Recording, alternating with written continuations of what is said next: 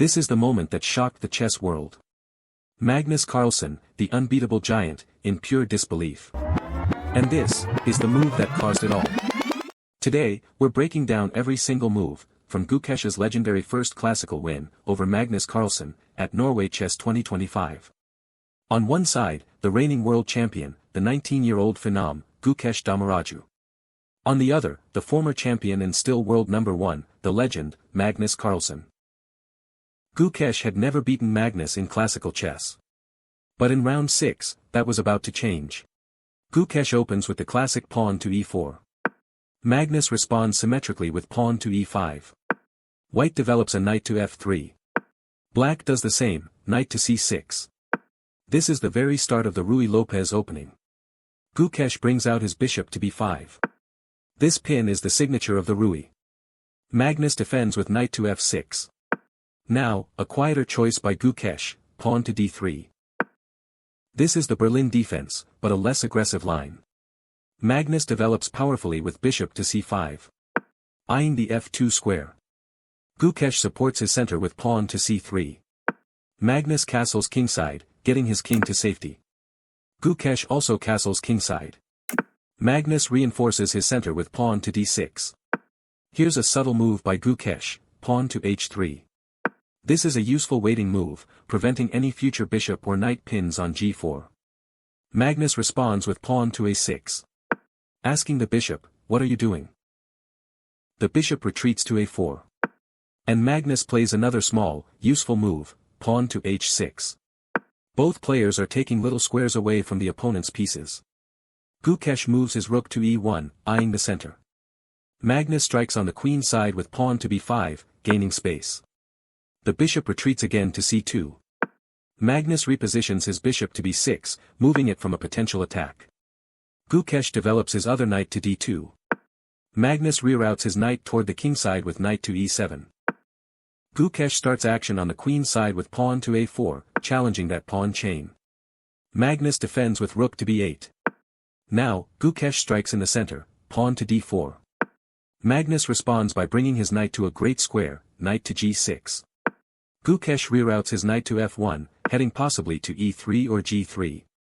And Magnus hits back in the center with pawn to c5, challenging d4. Gukesh continues his knight maneuver to knight to g3. And now, tension. Magnus captures the pawn on d4 with his c-pawn. Gukesh recaptures with pawn takes on d4. And Magnus b-pawn takes on a4. The Gukesh's bishop recaptures on a4. Magnus develops his last minor piece to bishop to b7. A big decision.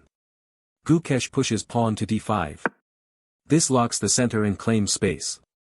Magnus responds with pawn to a5. Gukesh develops his bishop to e3, to trade off black's powerful bishop. And Magnus retreats his bishop to c8, a funny-looking, but solid move, preparing to redeploy it. Gukesh plays pawn to b3. And Magnus decides to trade, bishop takes on e3. Gukesh recaptures with rook takes on e3. Now Magnus gets aggressive, planting a knight on f4, which is eyeing the h3 square. Gukesh finds a strong resource, bishop to c6. Blockading the queen side and targeting the weak a-pawn. Magnus moves his rook to b4. Gukesh brings his queen to c2, connecting his rooks. Magnus makes a solid move, pawn to g6, taking the f5 square away from white's knight. Gukesh makes a crucial safety move. King to h1, getting off the potentially dangerous h2 square. Magnus redeploys his bishop to a6. Gukesh moves his queen to a2, attacking the a-pawn again, which was a slight mistake. And Magnus plays a brilliant, irritating move, bishop to d3. Which grabs the key squares, c2 and e2. Gukesh plays knight to d2. Magnus advances pawn to h5, starting a direct attack on the kingside.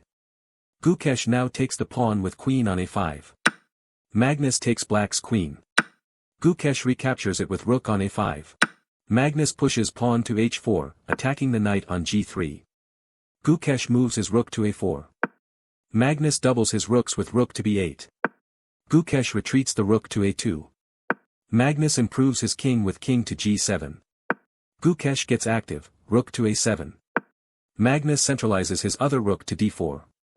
With time running low, Gukesh moves his knight to f3. And Magnus pounces the pawn on g3, sacrificing the pawn. Gukesh must capture, pawn takes g3. Now comes a knight sacrifice. Knight takes on h3. Gukesh captures knight on h3. Magnus plays the strong follow-up, bishop takes on e4, winning back the pawn and creating huge threats. Gukesh finds a key defensive move, king to h2, getting off the dangerous diagonal. Magnus invades with rook to d1. Gukesh creates space with pawn to g4. Magnus captures the important center pawn, bishop takes d5. Gukesh recaptures with bishop on d5. And Magnus recaptures back with knight. Gukesh defends with rook to e2. Magnus brings his knight to a powerful outpost, knight to f4. Gukesh moves his rook to c2, eyeing the c-file. Magnus moves his king toward the center, king to f6. Gukesh creates a passed pawn h4. Magnus centralizes his king further, king to e6. Critical moment. Gukesh finds a fantastic practical chance, knight to g5 check. This forces the black king into the open. Magnus goes forward, king to d5. Gukesh gives a check with rook to a5. Magnus steps forward again, king to d4. Another check, rook to a4 check. Magnus goes to king to d3. Gukesh brings his other rook into attack, rook to f2. Magnus counterattacks with pawn to f6, attacking the knight. Gukesh checks again with rook to f3. Magnus moves his king to e2. Gukesh delivers a final rook check, rook to a2 check. Magnus blocks with rook to d2. Rook takes rook. King takes rook. Gukesh checks the king with knight to e4. The king moves to e2. Gukesh improves his king to g3. Magnus pushes a passed pawn to d5. Gukesh captures the pawn with knight on f6. Magnus moves his rook to f8. Gukesh delivers a crucial check, rook to f2. Magnus moves his king to e1. Gukesh moves his knight to d7. The blunder. Magnus, in severe time trouble with only 47 seconds left, plays knight to e2 check. This looks aggressive but is a fatal error. Gukesh captures immediately with rook and check the king. The king takes back the rook. Gukesh now takes the free rook with knight on f8. The game is now winning for white. Magnus pushes his last hope, pawn to d4. Gukesh attacks with knight to e6. Magnus pushes again, pawn to d3. Gukesh stops it with knight to c5. Here there is an interesting endgame tactic that Magnus failed to notice. If Magnus pushed his pawn to d2, then, Gukesh would have moved his knight to e4. Again, if Magnus pushes his pawn to make queen, knight has a nasty fork on c3. Which forces Gukesh knight to sacrifice, but he will be up a pawn. Magnus thought it would be draw, but Gukesh can gobble up the other black pawns eventually, which Magnus had missed. Back to the game. Magnus advances his king to e3. Gukesh moves his knight to a4. Magnus pushes his e-pawn to e4. Gukesh creates his own passed pawn, pawn to h5. Magnus captures, pawn takes h5. Gukesh recaptures. Magnus tries to run, king to d2. Gukesh blocks the pawn's path with knight to b2. The pawn pushes, pawn to e3. Gukesh gives a fatal check, knight to c4. The king moves to e2. And Gukesh ends the game with king to f4. Magnus resigns the game with a table slam. His king is trapped, his pawns are stopped. Gukesh has won. The game that broke the internet.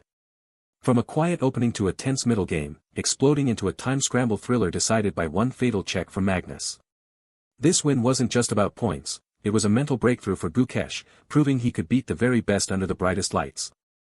What was the most surprising move for you? Let's discuss in the comments.